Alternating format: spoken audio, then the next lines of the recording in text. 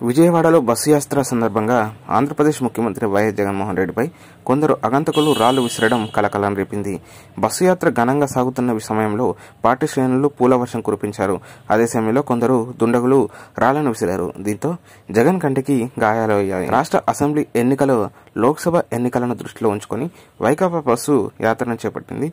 ఈ నేపథ్యంలో శనివారం వైఎస్ జగన్మోహన్ రెడ్డి బస్సు యాత్రలో పాల్పంచుకొని ఎన్నికల ప్రచారం నిర్వహిస్తున్నారు. విజయవాడలో బస్సు యాత్రను ప్రారంభించారు. దీనికి పెద్ద సంఖ్యలో పార్టీ శ్రేణులు, ప్రజలు వచ్చారు.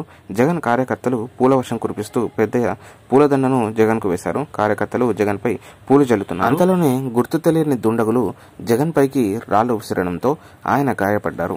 విజయవాడలో వైకాపా బస్సు యాత్ర సందర్భంగా జగన్ పై రాళ్ల దాడి జరిగిన దృశ్యాలను సోషల్ మీడియాలో వైరల్ గా మారాయి.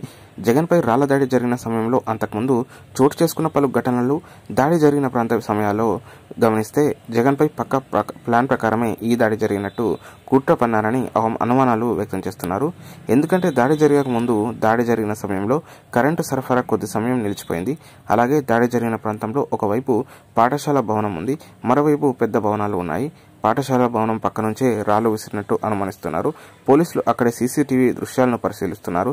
త్వరలోనే వివరాలు వెల్లడిస్తామన్నారు. ముఖ్యమంత్రి వైఎస్ జగన్మోహన్ రెడ్డిపై రాళ్ల దాడి ఘటనపై వైఎస్ఆర్సీపీ శ్రేణులు తీవ్రంగా స్పందిస్తున్నారు. కావాలనే కుట్రపూరితంగా జగన్ పై దాడి చేస్తారని ఆరోపిస్తున్నారు. మరీ ముఖ్యంగా తెలుగుదేశం పార్టీ టీడీపీని టార్గెట్ చేస్తూ విమర్శలు గుప్పిస్తున్నారు. జగన్ బస్సు యాత్రలో పెద్ద సంఖ్యలో జనాలను చూసిన టీడీపీ వర్గాలే ఇలాంటి రాళ్ల దాడికి పాల్పడ్డాయని వైఎస్ఆర్సీపీ నాయకులు, కార్యకర్తలు ఆరోపిస్తున్నారు. ఉన్న పరంగా బస్సు యాత్రను కొంతకాలం రద్దు చేస్తూ జగన్ ప్రకటించడం జరిగింది.